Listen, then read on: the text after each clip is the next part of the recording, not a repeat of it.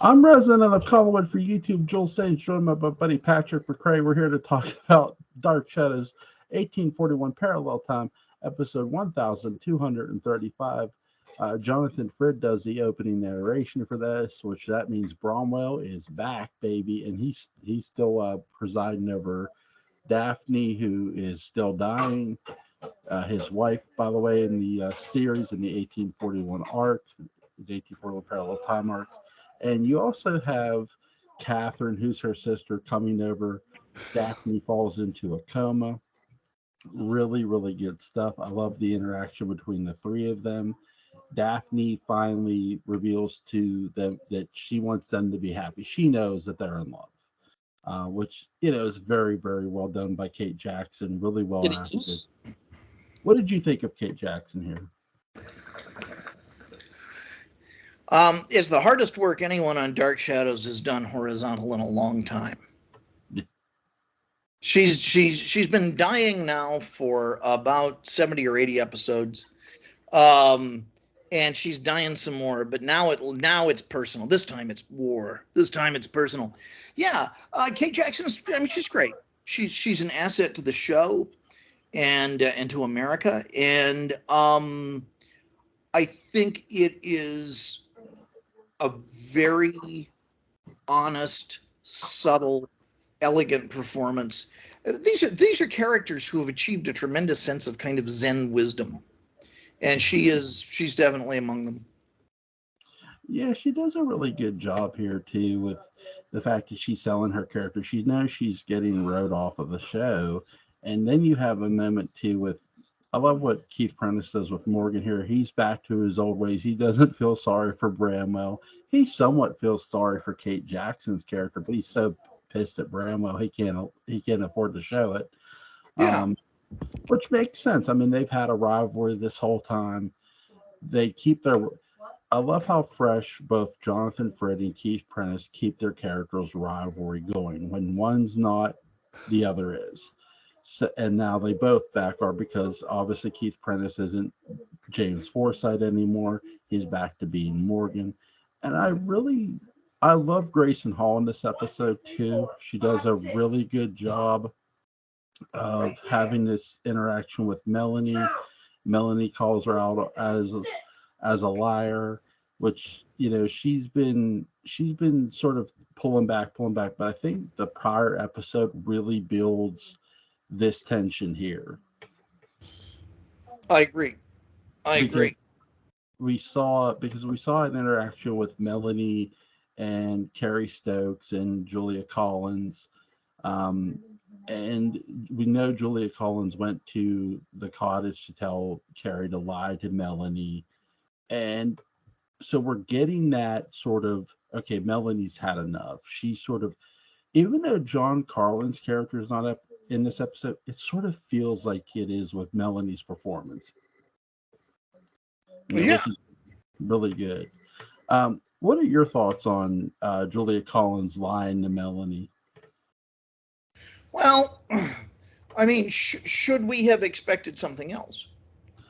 I'm sort of, again, no, but I also wonder, because at the very beginning of this arc, now we do learn things along the way as well too, that the women, or sorry, not the men, but the men did not know that they had Kendrick's sister locked in a tower. None of the men knew, but the women knew,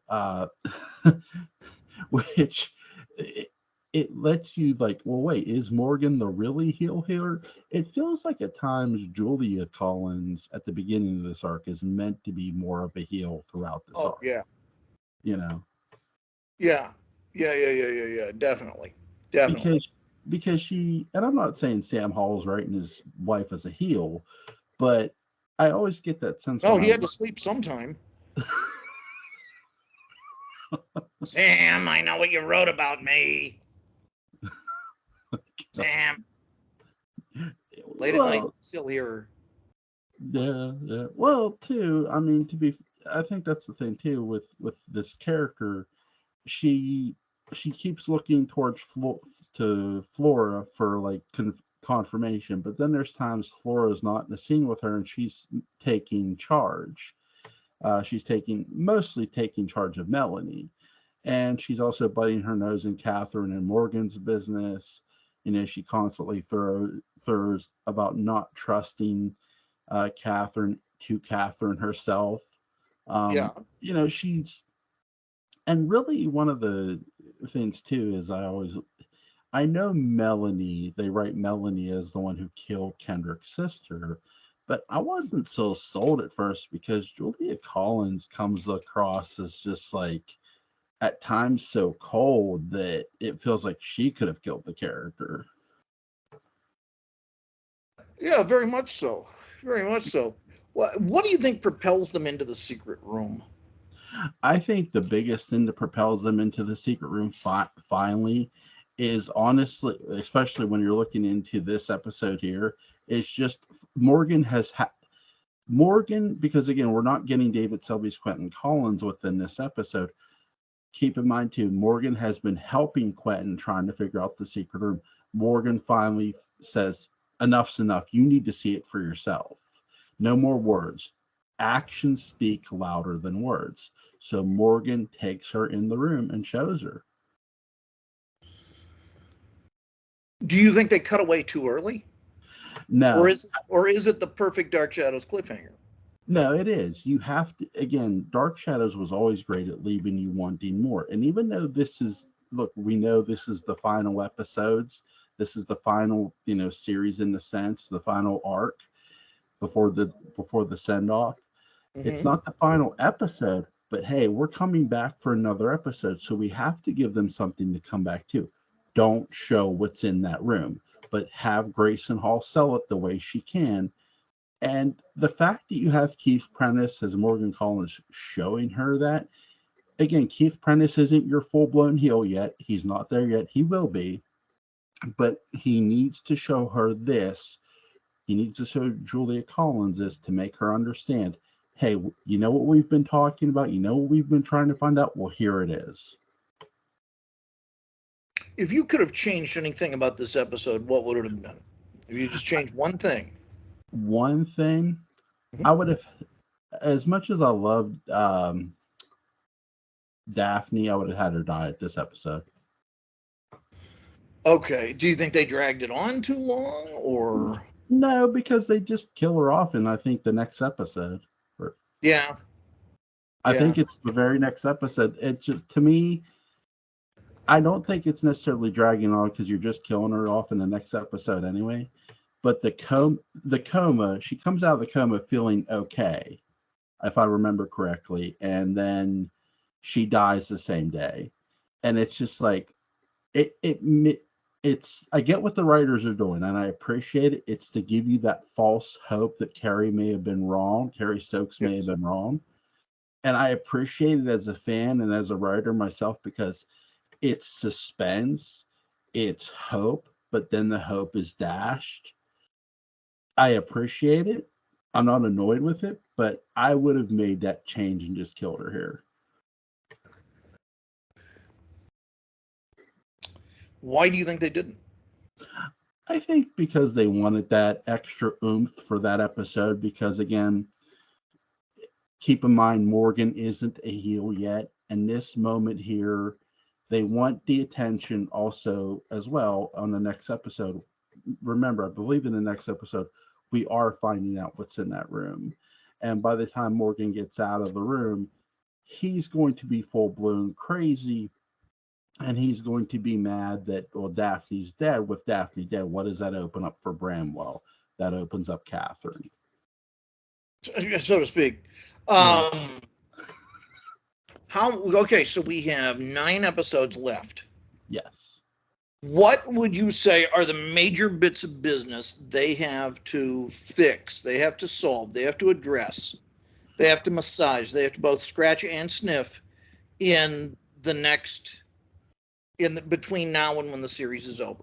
Well, Gabriel's death is going to be one. We know Daphne's going to get killed off here, so that's going to be, that takes care of itself. Yeah. That's Kate Jackson's character. But Gabriel's got to get killed off because he does get killed off in this arc, by the way. Mhm. I believe Quentin is the one who does it, if I'm not mistaken.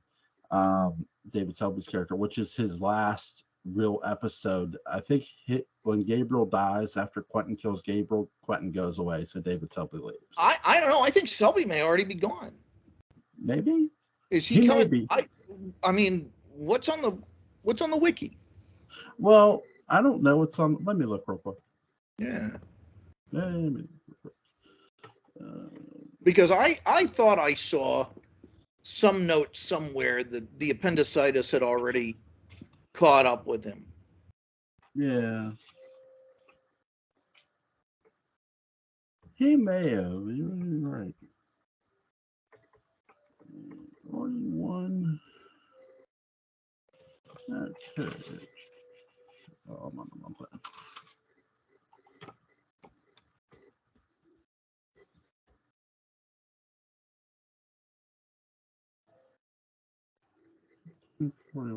Okay. Let's see. That's not what I need. I need yellow. Yes. 18 for 1 now. Where's Quentin at? There he is. Okay, Quentin, actor David Selby developed appendicitis during the storyline. By the time he recovered, the show was canceled. Quentin Collins in 1840 Pro Time story was therefore David Selby's last role on the show. Yes, we know that. What is his last episode? Last episode, yeah, his last appearance is episode 1230. You are correct. Okay, so we've already lost the Selby. Yes. What was that episode? That was the. I'm going to go back real quick on our videos. I know we covered it. Sorry if I'm like zooming out on No. I'm interested. Let me see here. 1,230. That's 33. That, yeah, it's where he points the gun at Morgan, and Morgan's still James Forsythe. Okay. God, I wonder how they explained where he went. Has there been a reference to, if Quentin were around, you wouldn't be getting away with this? There's two references, actually. They mentioned that Quentin's in the village, but the next time I think it's going to be more, so I'll correct myself. It's going to be Morgan who kills Gabriel. Well, it's got to be. The next time they mention Quentin, they'll mention that he's in Boston. Okay. So he goes from being in the village in town to being in Boston. Being in a convenient excuse. That no good two-timing louse. There's probably some woman. And we shouldn't insult Laotians with that. But my goodness. Well. So that's how would you have written him out? I think that was the best way to. I mean, I sort of wondering because he had gotten sick, obviously, while they were doing this. So I think they were hoping because they keep mentioning his character in the village, like in town. So I would think they were hoping he'd be back in time to make an appearance, which is why, because they do mention in this episode, it's got to be Quentin who kills Gabriel. They mention that in this episode. So do you think Dan Curtis went to the hospital and screamed at the appendix to shape up? He may. Did he threaten to beat up the appendix for what it was doing to his show? He told the appendix, I will cut you out myself. Listen, you appendix. You're not the only useless organ I've taken care of. God. He's talking about a pancreas, It's really interesting. I mean, I don't think the writers did anything wrong here. I mean, they're just having hope that the character will come back, that David will be able to come back. Sure. And that's why they're mentioning him. But by the next time he does get mentioned, it is going to be mentioned that he's in Boston. So that's The Whatever writers the did a name really good is. job. I think they did I can't really critique them here with this because, I mean, you're in a no-win situation. It's not something you were expecting to happen. Well, Jewel, but you've accepted the no-win scenario. When I was at Dark Shadows Academy, I reprogrammed the simulator so that Quentin lived.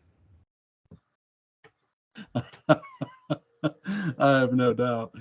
I mean, I give the writers a lot of credit for what they were doing. I mean, you're keeping hope that David comes back from the appendix in time to do this story to perhaps kill off Gabriel, because that's what obviously they said. I think that's their hope. Them saying that in this episode. Well, we could probably still get David Selby back because they do have an episode or two to play with. But then when they realize they don't, they know they have to go with Keith Prentice, Morgan Collins killing Gabriel. Interesting. So, I'm going to be really curious to see how this plays out and how they handle it. Yeah, it's really good. I mean, It is good. They don't do a bad job the way they write it. I do believe that, if memory serves, that Keith Prentice kills him in a dark hallway basement, and that he ends up killing his brother. And obviously you have Gabriel's death. Again, I'm surprised. My biggest shock in this is the beginning. Gabriel does not kill Julia Collins. He only knocks her unconscious. Julia going easy on her. She got a fucking. She did this time. Sam Hall, I can't kill off my wife. She knows where I sleep. Yeah. No, I mean, they're not going to kill off Grace and all. Did you notice how soft the filter was on her? No. It was very. They really had one hell of a soft filter on Grace, and when she's on the couch, it looked like Bob Guccione had shot. Oh yeah. Okay, I know what you're talking about now. Yeah. Yeah, and then Gabriel's all concerned about her. Or not Gabriel, sorry. Morgan. It's okay.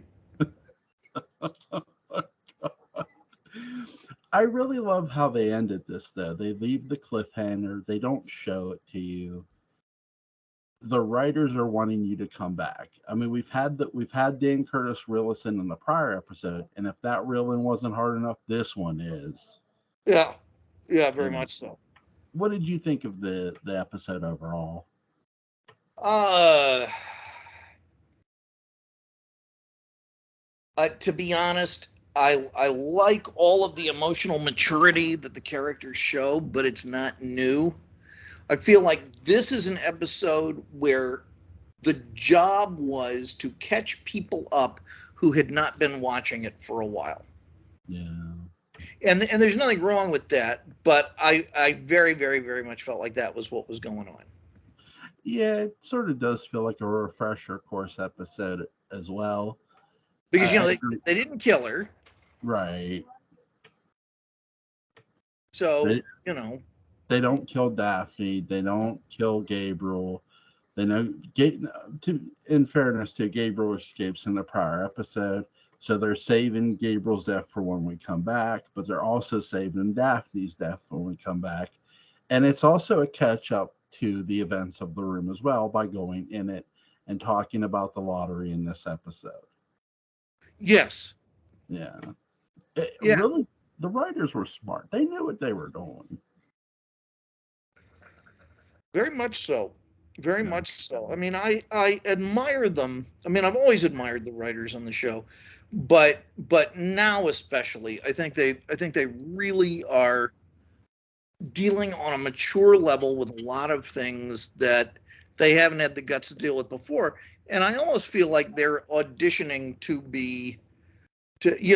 for whatever their future gigs are going to be. If people thought, oh, Dark Shadows is just monsters and that sort of thing, well, okay, they'll show them. And I think they did. If you could change one thing about this episode, what would it be? I think you're right. I would kill Daphne. Yeah. I think, I mean, that's nothing personal to Kate Jackson. But I think it organically felt like this was time. Yeah. I mean, I love what, again, we're not knocking what the writers did. We're just, you could have killed her in this episode. It wouldn't have mattered. Yes, you're right. You're right. It would not have, and in some ways, I think it would have improved some things. I think the, I think the only thing the writers, again, I can't quote them. I don't know if they were, because they were going inside the room. Again, I don't know, because I don't know. We know David had to have his appendix taken out, right? Yeah, So it neutral. I'm wondering, because they do mention him as being the one who has to kill Gabriel, even though he's not going to. I'm sort of wondering if the reason they're postponing Kate Jackson's death is because they're hopeful he'll still be able to return. Sure. Yeah. I mean, I think that's reasonable. You know, I don't know if that's the reason. That's my thinking. Yeah. No, I think that's an excellent theory. I buy that. Yeah. Really, really great episode. That overall, just great performance by everybody. I mean, Keith Prentice is a lot of fun in this episode He too. is. I mean, he's just great, and it gives us hope and suspense that he's going to go crazy again, because that's what we want to see. Yeah. I love how as soon as he mentions Bramwell, you can just see the mood and face of Keith. I don't know how Keith Prentice gets his face so like stone cold when Bramwell's mentioned, but I love it. It's really good. Yeah, It's it is really great. and that, as I've said before, I really think he and Kathy Cody are the surprises in Yeah, the best way in the storyline, and I say that with apologies to both performers, because it means I wasn't crediting them with everything that I should have. But now that I'm seeing it, they really excel, and I think they get kind of the short end of the lollipop, or the fuzzy end of the lollipop, the short end of the stick, something like that, because they are appearing at the end of the show, and so we don't give them enough credit, I and agree. we really should. I agree with something you said too. I wish they would have introduced Kathy Cody this way instead of the way they initially introduced Oh her. yeah. I Oh yeah. mean, I mean, this is that's way better. yes. And Yeah. I mean, and it's not her fault. She was also, very green on the show at that time. yeah, But her line readings when she first appears are pretty wooden. I mean, who are you? I know I give her guff for that, but it is a little ham-fisted. It's sort of like she's a stage manager, and she's waiting for the real actress to show up, and but she's a kid. I mean, we're used to Denise Nickerson and what's his David Hennessy really carrying the show, and in terms of what we expect from young performers, and so, maybe I'm sure I would have been worse, had I appeared on it. Of course, I wouldn't be as believable in the dress either. At that point, in my career. yeah. I really like the fact too that she's able to come into her own in this arc. Kathy Cody's Carrie Stokes, and what Keith Prentice does so well. Yes, he shouts as Morgan, but he delivers to the performance of, hey, when Jonathan's not on stage, not here, he's a reminder of that this guy hates Bramwell with a passion. And when Does. what really pays it off too is when Keith Prentice is in on the episode, Jonathan's Bramwell hates Morgan.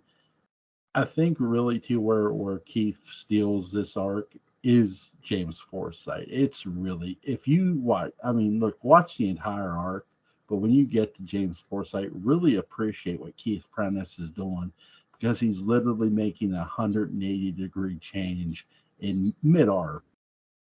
Yes. Yeah, I think it's tremendous And work. and I know he's an actor, but that couldn't have been easy. Oh no, You know, no, not at all. you know, just really, really great. Have you ever seen, like, I know you do stage stuff. Have you ever seen that on stage where an actor's had to play two parts? In the same play? Yeah, I've played two parts in the same play. cool. Yeah, yeah, yeah. What would you like to know? Like, what are the changes you have to go through as an actor just to change the tone, or? Yeah, I mean, it depends on the part. It is make believe, and so that's one of the things that is a saving grace in all of that. That you're able to sort of get away with a lot because it's not real, and the audience doesn't really know what to expect. So I think that helps a tremendous amount. Um, because it's make believe. You ask yourself, what are the given circumstances? Meaning, what has the script told you that's different about this character, and you try to extrapolate from there. So are they older? Do their hips work differently? That's one of the biggest things, is how hips and knees work with older people. How do older people stand? How do younger people stand? How do they feel about themselves? Is their posture upright, or is it lower? Do you add more gravel to the voice? And then sometimes it's really simple. There's the thing I can no longer do called hair acting, that a friend of mine who's a professional actor coined, and he would just muss up his hair a little bit. If suddenly it was 8 years later or something, the character had fallen hard times, and said, "Look at this," and he'd muss up his hair. He says that's hair acting. Now I think he was kind of having fun there, but there was maybe a little something to it. Yeah. Hair acting, Joel. Remember that, hair acting. Error.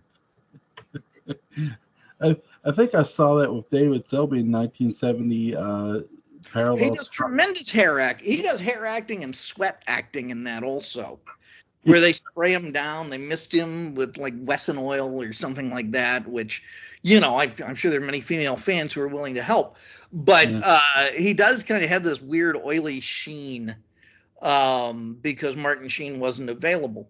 So yeah, I think that helps. He does suspender acting also, Yeah.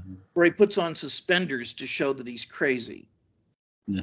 and fallen on hard time and given up his dignity, because only working men wear suspenders, crazy men wear suspenders, and if you get to a certain point of fat, you are legally required to wear suspenders. He I, also I knew a does guy once that said, "Hey, I saw a classmate of yours." This is like 20 years after we graduated. I said, "Yeah, Mr. McGill." He said, "Yeah, he's so fat he has to wear red suspenders," and I knew exactly what he meant. And you do too. That's why you're laughing. It's true. It really is. So don't have some dignity, for God's sake. I'm laughing at my own weight. Anyway. Well, Joe, I've never, the thing is that we've never seen you in that sense, and so who knows? You've still got time to recover some dignity, I guess. I don't know. I suspect. Let's see, Joel. I'm gonna guess 235. Well, we'll just end it More there. or less. How'd I do? Been a long time since the Carney, Joel. Is that a lot? Is that not much? I don't know. Go up. Anyway, no. I'm a fat guy. Anyway, so David Selby also does hair acting a bit in Night of Dark Shadow. He does. See, now you know what I'm talking about with the hair acting. I've seen enough Elvis movies as well. So, Yeah, you know what Elvis movie I like what's that? a lot? I like the one where he plays the motorcycle driver. Or not the race car driver. The race car driver who sings. Which Elvis movie is that? I Wait, forget. that's all of them. Yeah, he also does do a motorcycle guy who drives around a motorcycle in a cage, where he does sing. I forget what that one's called, but Motorcycle guy in a cage is the title. It's one of my favorites. But yeah, Elvis. If you want to see hair acting at its finest, David Selby is your guy, and Elvis Presley, obviously. But is there anything you want to add about this episode? Yes. Have you seen the movie Charo? Yes, the Western. It's Yes, Elvis's Western. yes.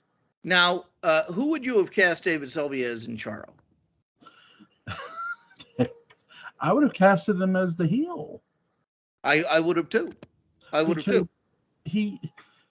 David missed out, and it's Hollywood's fault that David missed out. I know he got put in movies, but he should have been. No offense to Christopher Reeve, he should have been Superman. I'll tell you, he should have been. He should have been Han Solo. Yeah, he should have been Han Solo, and really, as well in the 80s, he should have been in the talk to be one of the biggest action stars. I mean. Do you think it was just he was busy with Falcon Crest? Well, I mean, was it ultimately Falcon Crest that we can, I think David Selby is no dummy, and he saw Hollywood was just dicking him around, and he's like, I'm talented. I know I can go get work. And he got Falcon Crest. Well, I mean, considering what it did for basically it's lead in Dallas, considering what that did for Larry Hagman, now, okay. So another question that's been on my mind, Joel, and you can help me with this. Terrence Hill and who's Bud? The big guy that was in all the Terrence Hill movies with him, Bud something. I forget who you're talking about. You know who I'm talking about, though. He looks like Bluto. Terrence Hill was in a movie called My Name Is Nobody with Henry Fonda. My Name is Trinity. Yeah, that has really annoying music. Yeah. It has that one cue that just plays again and again and again. Yeah. So who would you have cast him as in Dark Shadows? Terrence Hill. See, now I already listed it for an actor but if I couldn't get Peter Fonda for him, I would have got Terrence Hill for Caleb Sayers Collins. Who would have voiced it? Because, of course, the man spoke no English. Who would have voiced Caleb? Yeah, because Terrence Hill didn't speak English. I would have tried to get Peter Fonda to voice the character.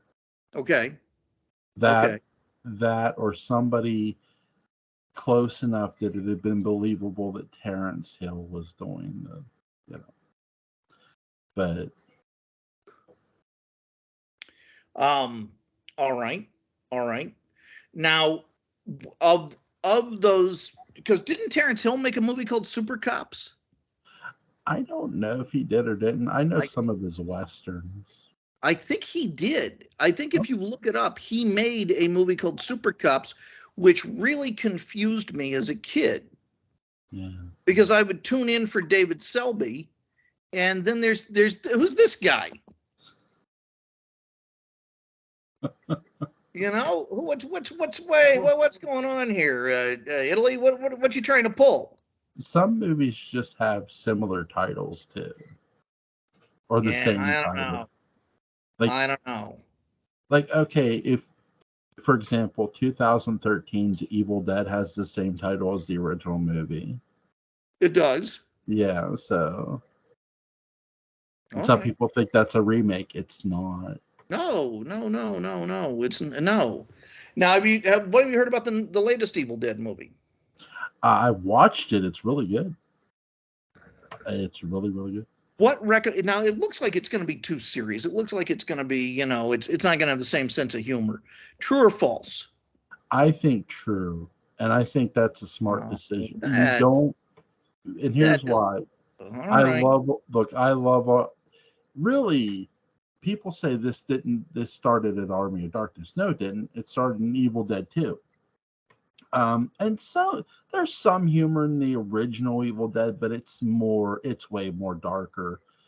The sort of sly, smart ass humor started in Evil Dead 2, where you see Ash Williams arguing with his own hand, which is possessed, and then he's cutting it off and he's laughing about it as he's cutting it off.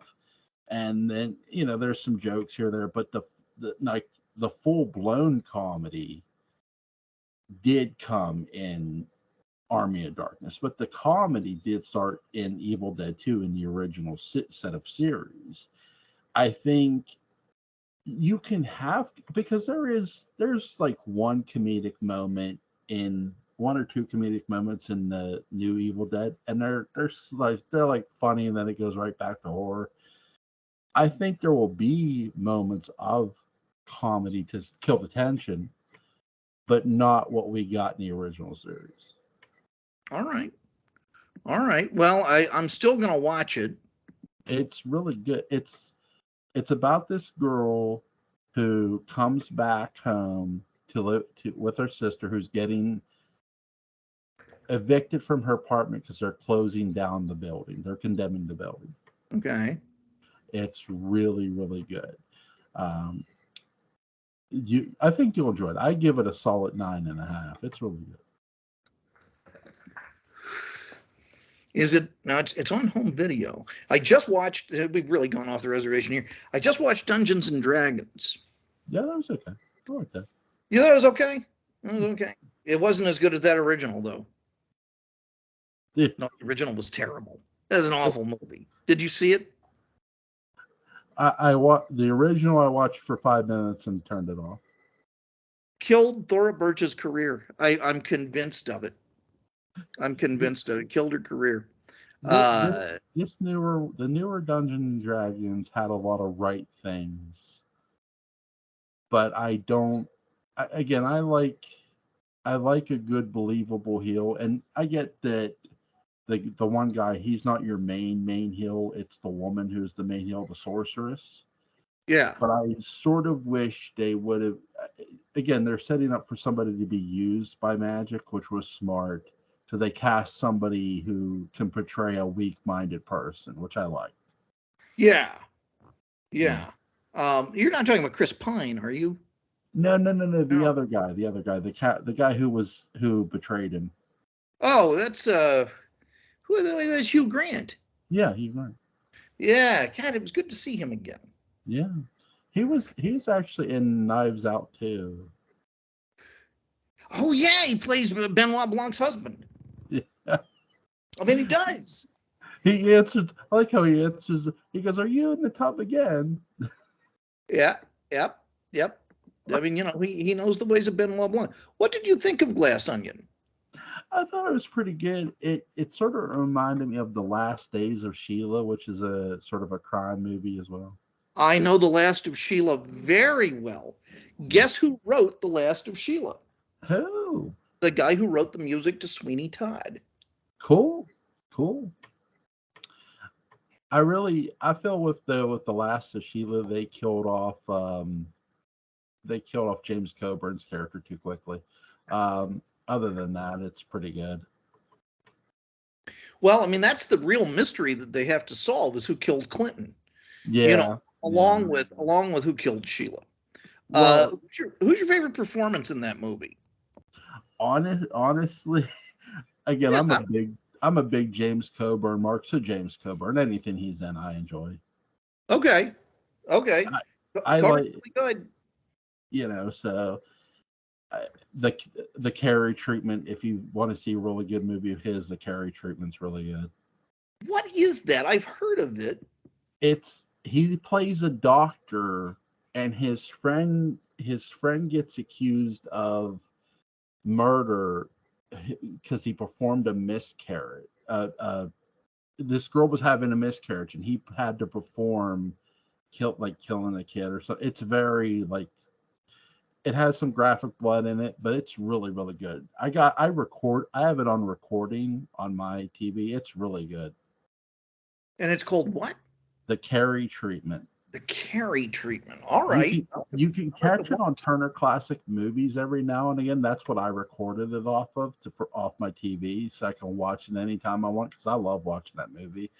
I'll tell you what, Jewel, you just mentioned something that's near and dear to my heart. Not abortion, but rather Turner Classic Movies. Yes. If you have HBO Max or have access to it, there is a Turner Classic Movies sub-channel. Yeah. In that. Have you ever explored that? I did explore it when we had Max. Uh-huh. And it was really good. I think it's best thing in streaming. Yeah, it was really easy to access it there too. Like the access their stuff. Yeah.